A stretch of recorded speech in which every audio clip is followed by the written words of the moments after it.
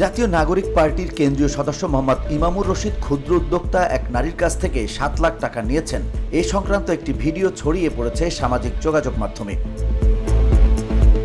এ নিয়ে এনসিপি নেতা ইমামুর রশিদ জানিয়েছেন, ওই নারী এনসিপির তহবিলে ডোনেশন বাবদ ওই টাকা দিয়েছেন। পরে দলের শীর্ষ নেতাদের কাছ থেকে ব্যক্তিগত অনৈতিক সুবিধা না পেয়ে অসৎ উদ্দেশ্যে ধারণ করা ভিডিওটি অন্যকে দিয়ে ছড়িয়েছেন।